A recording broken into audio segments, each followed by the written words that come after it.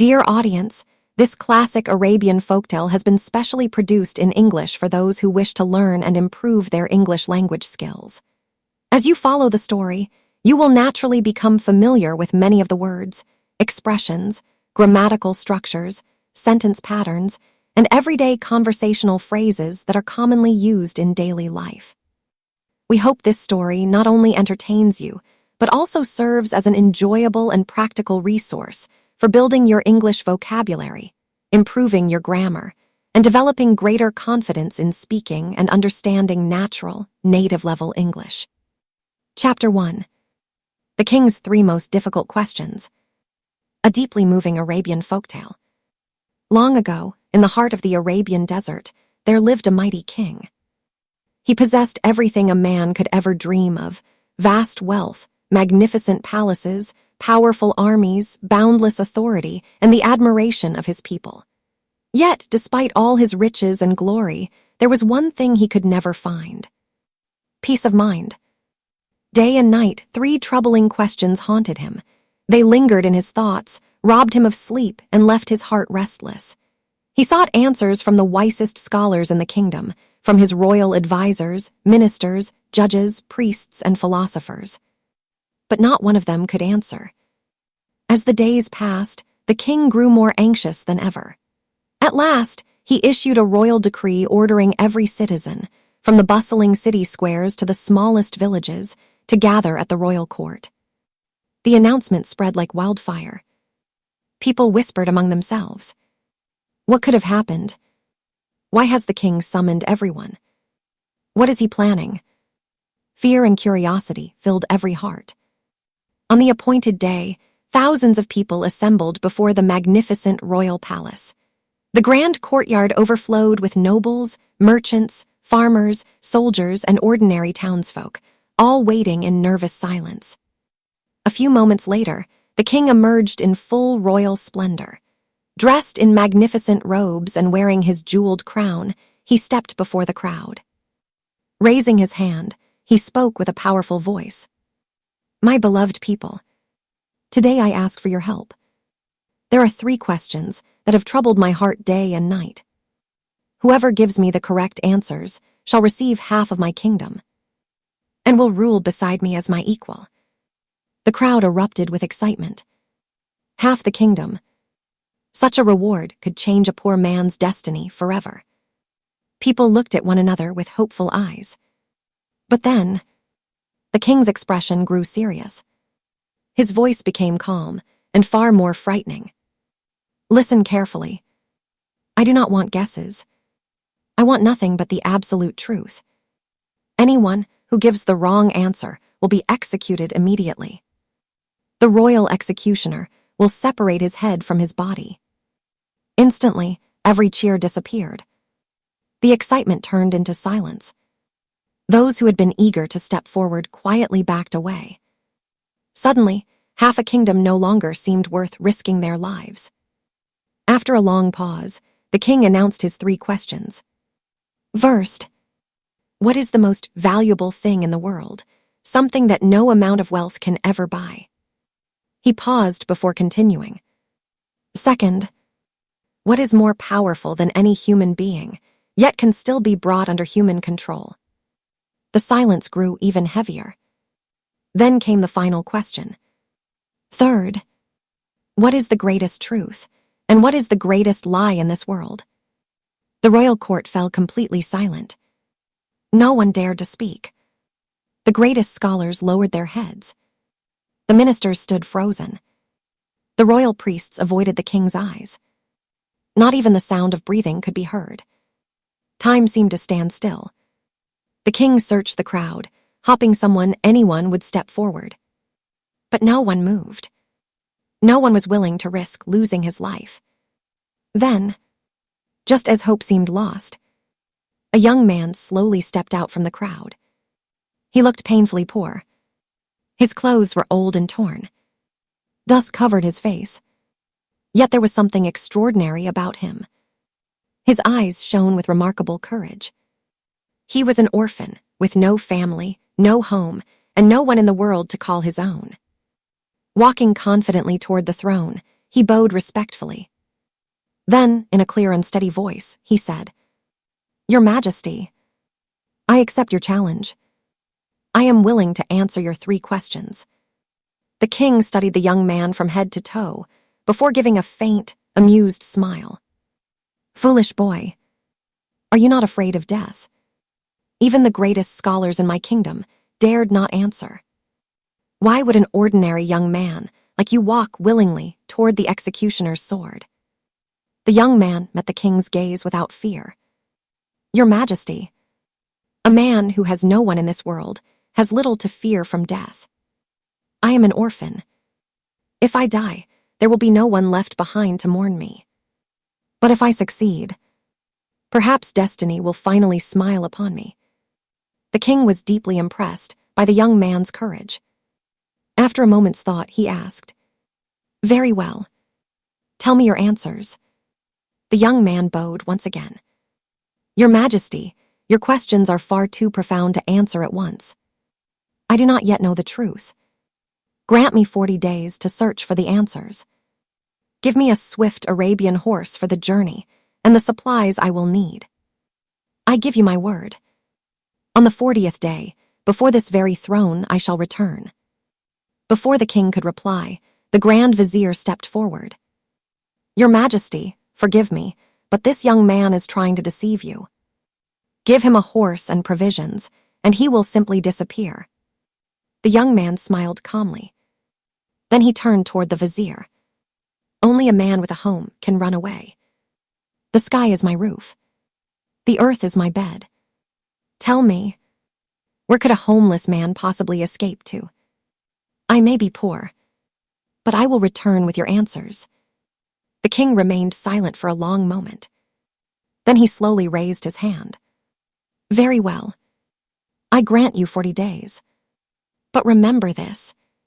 If you fail to return before sunset on the 40th day, or if you return without the answers, my soldiers will hunt you to the ends of the earth, and the executioner will claim your life." The young man bowed his head. "I understand, Your Majesty."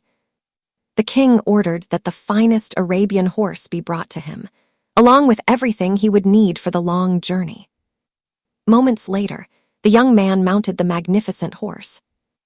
Without looking back even once, he rode out through the city gates, disappearing into a cloud of desert dust. He had no idea that this journey would lead him to something far greater than wealth or power. It would transform his very soul. Chapter 2. Chapter 2, The Hermit of the Desert. The young man had no idea that this journey would lead him to something far greater than riches or power. It was destined to awaken his soul. Nor did he know that, somewhere on the edge of the endless Arabian desert, an old hermit and his faithful dog were already waiting for him, as though fate itself had arranged their meeting. Unaware of what lay ahead, the young man urged his magnificent Arabian horse onward, riding farther and farther away from the kingdom. He crossed villages, wandered through distant settlements, and traveled across forests and barren plains. Whenever he met someone reputed to be wise, he would stop and ask the king's 3 questions. But every time, the result was the same. The moment people heard the questions, they fell silent. Not a single person could answer them. Days slipped by with alarming speed. Before he realized it, 30 days had passed. Only 10 remained. The shadow of death now followed him wherever he went. For the first time, he began to regret his bold decision. "What have I done?" he thought. "I've gambled my life, and I still don't have a single answer." Certain that the executioner's sword awaited him, he wandered aimlessly into a vast and lonely desert. As far as the eye could see, there was nothing but endless waves of golden sand. The blazing sun poured down like fire from the cloudless sky. His throat burned with thirst. His body ached with exhaustion. Just when he felt he could go no farther, he noticed a tiny, weather-beaten hut standing beside a low sand dune in the distance. Hope flickered inside him once again. He turned his horse toward it. As he drew closer, an unusual sight caught his attention. Outside the hut sat an old man. His clothes were torn and faded. His long hair was tangled. Dust covered his weathered face. At first glance, he looked like nothing more than a poor wanderer. But something about the scene made the young man stop in disbelief. The old man was eating from a wooden bowl. And beside him, eating from that very same bowl, was his dog. The young man froze. A wave of disgust rose within him. What kind of man is this? He thought. Doesn't he know the difference between what is clean and what is unclean? A man who shares his meal with a dog. How could someone like him possibly know the answers to the king's questions? He's probably just a mad old fool. Not wishing to waste any more time, he gently pulled on the reins, preparing to ride away. Then, without warning, the old man lifted his head. Without even looking surprised, he called out in a calm, deep voice, "Come, young traveler. You've come all this way. Why are you leaving without even saying hello?" The young man stared at him in astonishment. How could he possibly know I was here? He wondered. He wasn't even looking at me. For a brief moment, an uneasy feeling crept into his heart. Nevertheless, he climbed down from his horse and slowly walked toward the hut. Bowing respectfully, he greeted the old man. "Peace be upon you, Baba." The old man smiled warmly. There was an extraordinary brightness in his eyes. "And peace be upon you, my son." Then he gestured toward the meal. "Come, sit with us. You must be tired from your journey. Share our food." The young man's eyes drifted back to the bowl. The dog was still eating from it. His stomach tightened. Trying to hide his discomfort, he forced a polite smile. "Thank you, Baba. But I'm not hungry. I'm only looking for a little water." The old man immediately sensed the disgust hidden behind the young man's words. Yet he said nothing. He simply smiled. "As you wish." After a brief silence, he looked closely into the young man's face. "Tell me, what sorrow has brought you to this lonely place? Death is written all over your face." The young man let out a long sigh. Then he sat beside the old man and told him everything. He spoke of the king, the 3 impossible questions, the promise he had made, and the 40 days that were almost gone. Finally, he said quietly, "I am an orphan. I had nothing to lose, so I risked my life. But now, I think I've already lost. My time is almost gone, and I still haven't found a single answer." The old hermit listened patiently. Then, to the young man's surprise, he burst into laughter. "Is that all?" He chuckled again.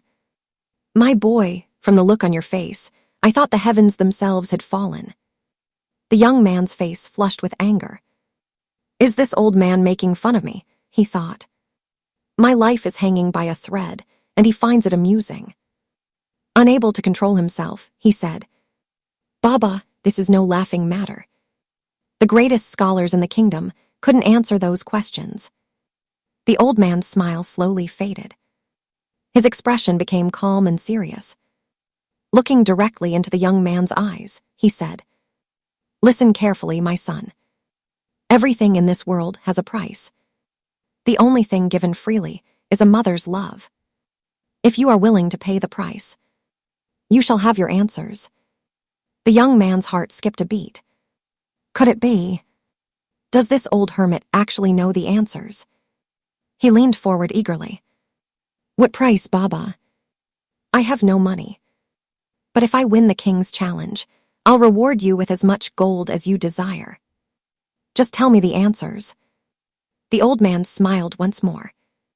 This time, there was something mysterious about that smile. "Patience, my son. People stumble because they are always in a hurry. I will give you the answers to the first 2 questions freely. But the answer to the third will cost you dearly." The young man hesitated only for a moment. What could an old hermit possibly ask for, he thought. Right now, all that matters is saving my life. He nodded without another thought. "I accept. please, tell me the answer to the first question."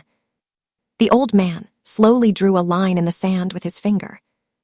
Then he said, "The king's first question was, what is the most valuable thing in the world, something that no one can ever buy? Go back and tell your king this. Time is the most precious treasure in existence.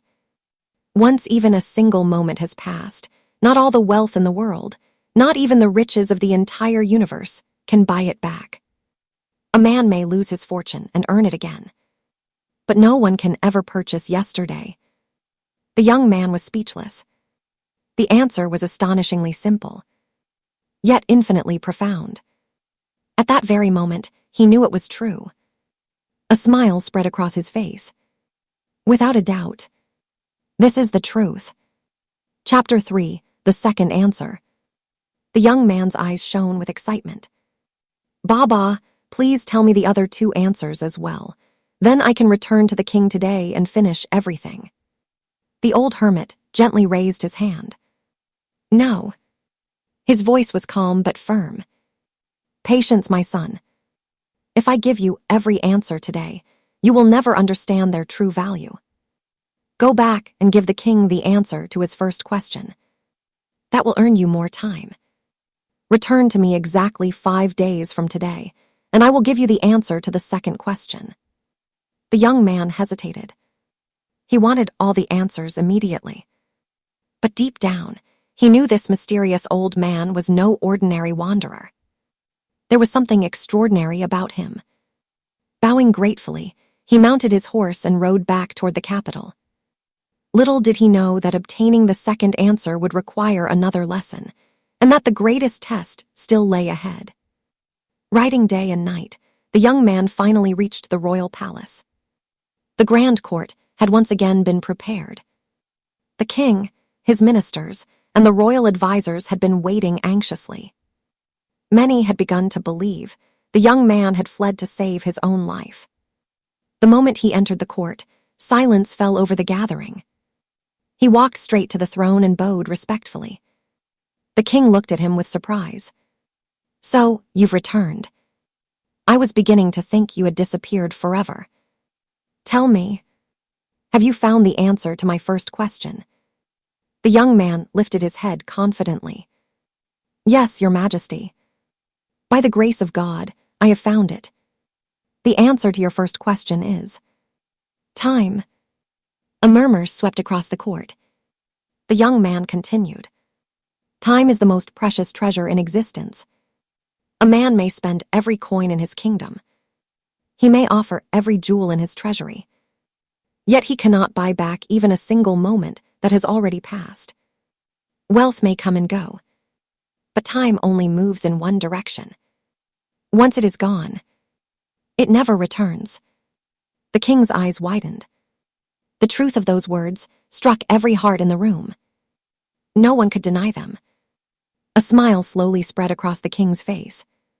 "Well done, young man. You have spoken nothing but the truth. I am pleased with your answer. But remember, 2 questions still remain. Your challenge is not yet complete." The young man bowed again. "Then I ask your Majesty to grant me a little more time, so I may find the remaining answers." The king nodded. "Very well. You shall have it." The young man left the palace with a deep sigh of relief.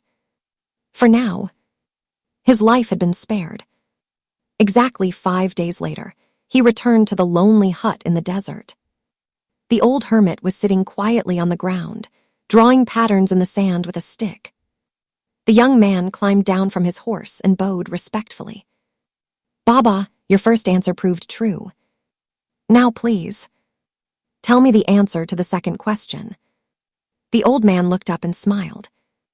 "I'm glad you came back." The young man sat beside him once again. After a long moment of silence, the hermit spoke. The king's second question was this: what is more powerful than any human being, yet can still be brought under human control? The young man nodded eagerly. "Yes, Baba. That's the question." The old hermit gazed steadily into his eyes. "The answer is the human ego." Pride, greed, the selfish desires that live within every heart. He paused before continuing. Nothing destroys a person more completely than his own ego. It is stronger than any enemy, stronger than any wild beast. It can raise a beggar to the throne and bring a king to ruin. It is pride that leads men toward arrogance, and arrogance that leads them toward destruction. For several moments, neither of them spoke. Then the old man continued softly. Yet despite its power, the ego can be mastered. A man who conquers his own pride is greater than one who conquers kingdoms. But the man who becomes a slave to his ego will forever remain a slave. The young man's face lit up with joy. He could hardly contain his excitement. Baba, what a wonderful answer. The king will be amazed. Then, almost immediately, he leaned forward again. Please, tell me the answer to the third question as well. My time is running out. The old hermit's expression suddenly changed. His smile disappeared. He gently took hold of the young man's hand. No, not yet. His voice became serious. Didn't I tell you? Everything in this world has a price. I gave you the first two answers freely.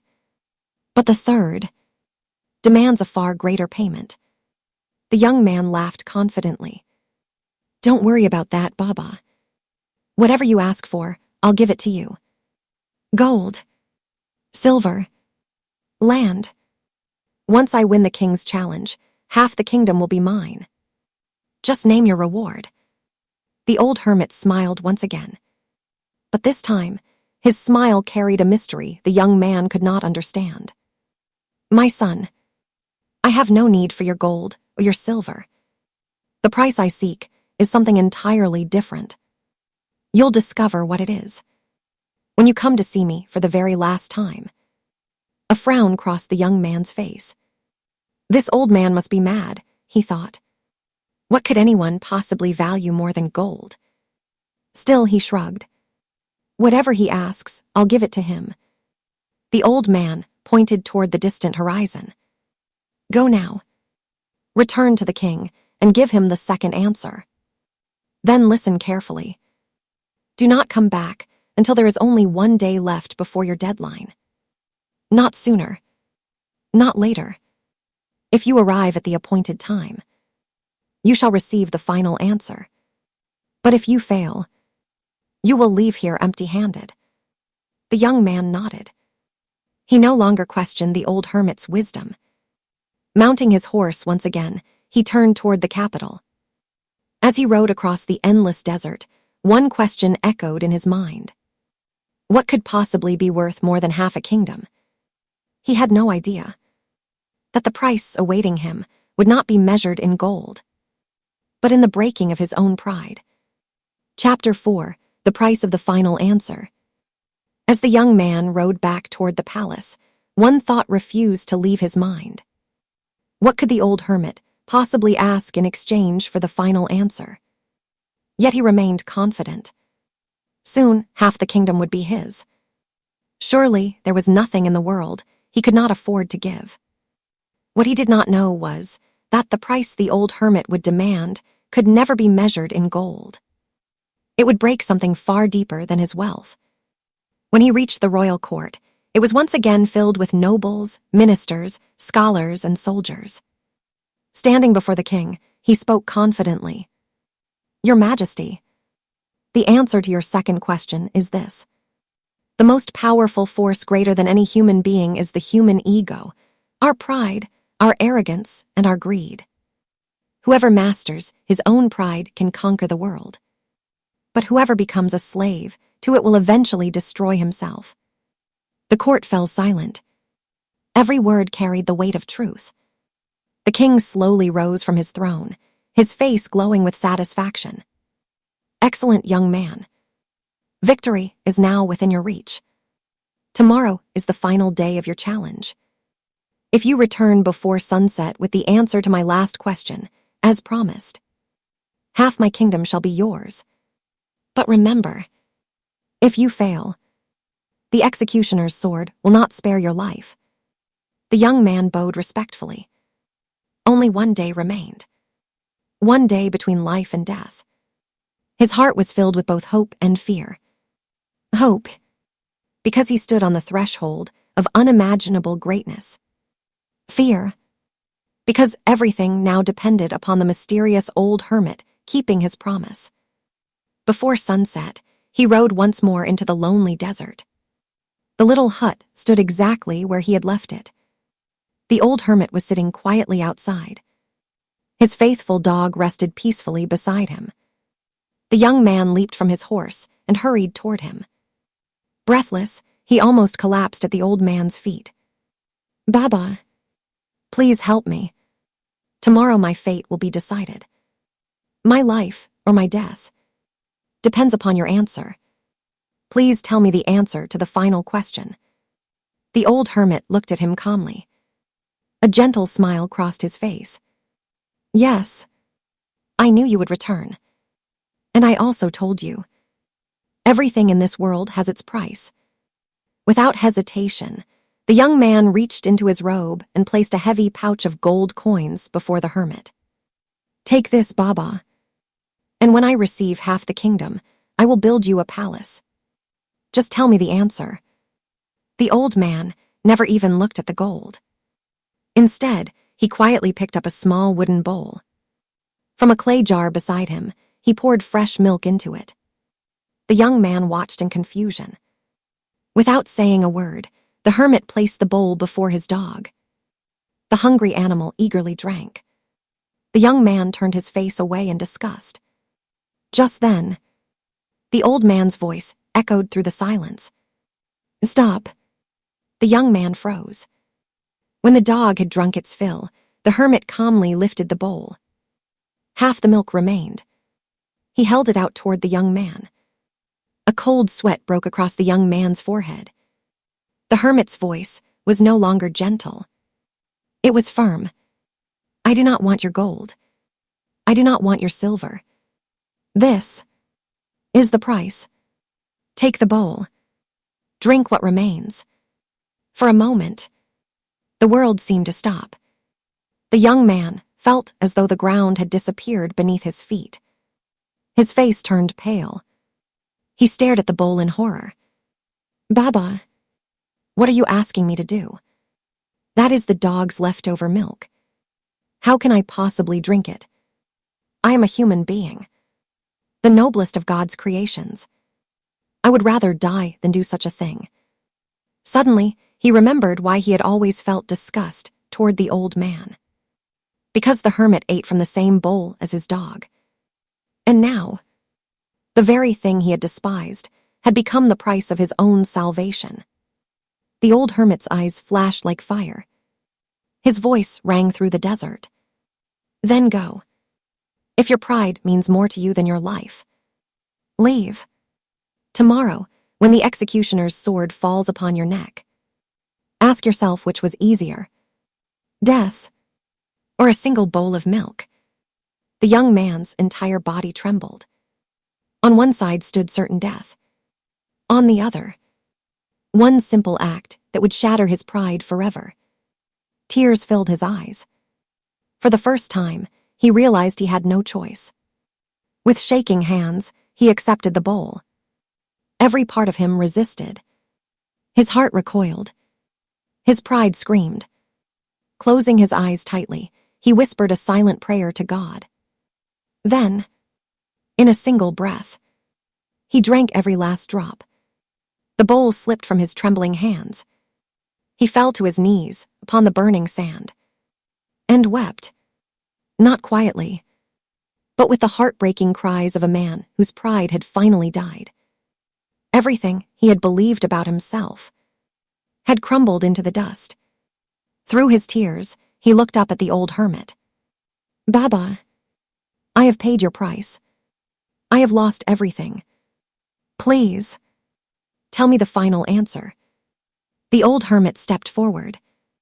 Gently, he placed his hand upon the young man's head. The sternness had vanished from his voice. Only kindness remained. My foolish son, did you truly think I wished to humiliate you? He smiled softly. No, I wanted to free you. Deep inside your heart, you longed to become a king. But your heart was still ruled by pride. A man who cannot conquer himself can never truly rule anyone else. The young man slowly raised his tear-filled eyes. The old hermit spoke quietly. Now listen carefully. The king's final question was this: what is the greatest truth, and what is the greatest lie? Go back and tell your king.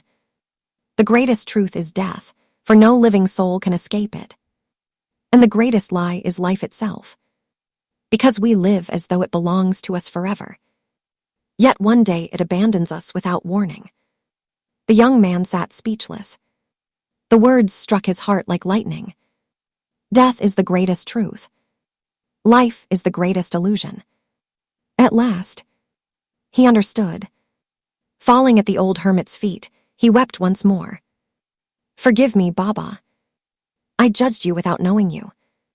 Today, you have opened my eyes.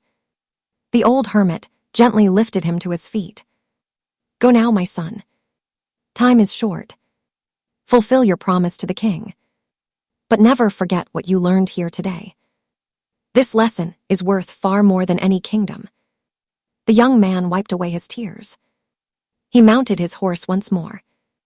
Before riding away, he looked back one last time at the old hermit. This time, he no longer saw poor old wanderer.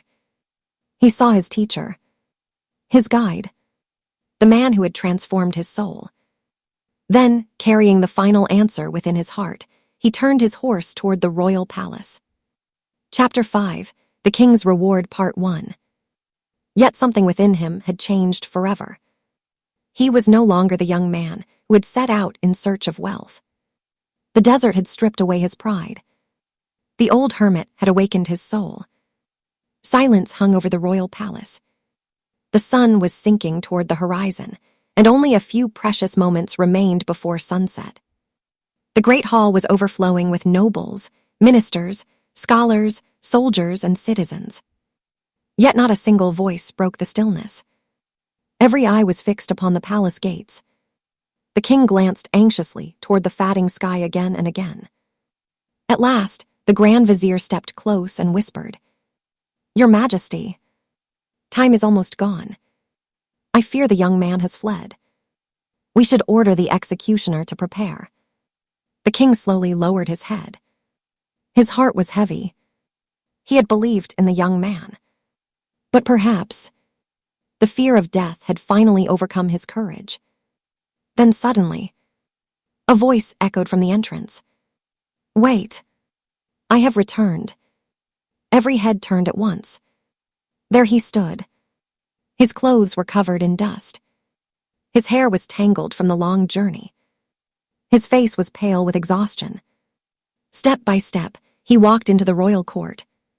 His body looked weary. Yet something about him had become strangely beautiful. The confidence that had once shone in his eyes was gone. So was his pride. In its place, there was a quiet peace, a depth that no wealth on earth could ever buy. He walked to the foot of the throne and bowed. The king let out a long breath of relief. Welcome back, young man. You nearly stopped my heart. But you have returned before the sun has set. Tell me, have you found the answer to my final question? Do you remember it? What is the greatest truth? And what is the greatest lie in this world? The young man slowly lifted his eyes. For a brief moment, he looked around the magnificent court. The towering marble pillars, the walls covered in gold and silver, the jeweled crown resting upon the king's head. Only days earlier, he would have dreamed of possessing it all. Now, none of it stirred his heart. He took a slow, steady breath, then spoke. His voice was calm, clear, unshakable. Yes, Your Majesty. I have found the answer. The hall became utterly silent. The greatest and the most unavoidable truth in this world is death. Whether one is a king or a beggar, rich or poor, saint or sinner, every soul must one day face it. No one has ever escaped it. No one ever will. The silence deepened. Not a single person moved. Then the young man continued. And the greatest lie is life itself. We cling to it as though it belongs to us forever. We spend our entire lives protecting it, chasing after its pleasures, building our dreams upon it. Yet one day, without warning, it leaves us behind. It promises permanence, but delivers only farewell. For a long moment, no one spoke. The king slowly rose from his throne. Then, with tears glistening in his eyes, he began to applaud. The sound echoed through the silent hall. Without question, that is the truth. Never, in all my years, has anyone answered my questions with such simplicity and such profound wisdom. Today, you have given peace to my soul. Removing the magnificent pearl necklace from around his neck, the king stepped forward and declared before the entire court, "Young man, you have fulfilled every condition of our agreement. As I promised before all these witnesses, from this day onward, half of my kingdom belongs to you. You shall stand beside me, not as my servant, but as my equal." The royal court erupted with applause. Voices rose in celebration. The Grand Vizier approached, carrying magnificent royal robes woven with silk and embroidered in gold. He smiled as he prepared to dress the young man in the garments of royalty. Then, the unimaginable happened. The young man gently pushed the vizier's hands away. Taking a single step backward, he looked directly into the king's eyes. His voice was humble, yet unwavering. "Forgive me, your majesty, but I cannot accept your kingdom. I do not desire your wealth, your throne, your titles, or your glory." The celebration stopped. The hall fell silent once again. Every face turned pale with disbelief. The king stared at him, unable to comprehend what he had just heard. "What are you saying?" he whispered. "Are you in your right mind? Men have shed rivers of blood for this throne. Yet you are refusing a kingdom that you have rightfully won." The young man's eyes filled with tears. In that instant, his mind returned to the lonely desert, to the old hermit, to the humble wooden bowl, to the bitter taste of the milk that had shattered his pride and given him a new life. Chapter 5, The King's Reward, Part 2. A stunned silence swept through the royal court. The king stared at the young man in disbelief. "What did you just say?" His voice trembled with astonishment. "Are you in your right mind? Men have shed rivers of blood for this throne. Yet you are turning away a kingdom that is rightfully yours." Tears welled in the young man's eyes. His mind drifted back to the lonely desert, to the humble wooden bowl, to the bitter taste of the milk he had once believed was beneath his dignity. In a trembling voice, he replied, "Your Majesty, when I began this journey, I believed that wealth was everything. I thought riches could buy happiness. I thought power could satisfy the human heart. But the old dervish taught me something far greater. He showed me that death is the only certainty. If that is the greatest truth, then why should I spend my life carrying the unbearable weight of a world that can never truly belong to me? Today, I have laid down my pride. I no longer seek a crown. I seek only peace." For a moment, emotion overcame him. Then, folding his hands respectfully, he said, "If your Majesty truly wishes to reward me, then let my share of the kingdom be given to the poor, to the orphans, to those who struggle each day for a single piece of bread. That will be the greatest gift you could ever give me. And now, with your permission, allow me to leave." He bowed one final time. Then he turned, and quietly walked out of the royal court. No one tried to stop him. The king, the ministers, the nobles, every soul in the hall watched in stunned silence as the young man disappeared through the palace gates. Only then did the king slowly wipe away a tear. Looking around at his court, he said softly, "Today, this young man has become a greater king than any of us." Without ever wearing a crown, the young man left the palace with nothing. No horse, no wealth, no servants, no possessions. Barefoot, he began walking back across the burning sands of the desert. Only one thought filled his heart. I must find Baba. I must ask his forgiveness. I must serve the man who gave me a new life. That is where I truly belong. The sun had already disappeared beyond the horizon. Darkness slowly settled over the endless dunes. He was exhausted, hungry, thirsty. Yet within his heart burned a new light that no darkness could extinguish. He had abandoned the velvet comfort of palaces forever. This time, there was no magnificent Arabian horse to carry him. Only blistered feet against the scorching sand. Every step tore at his flesh. Blood stained the desert beneath him. Still, he never stopped.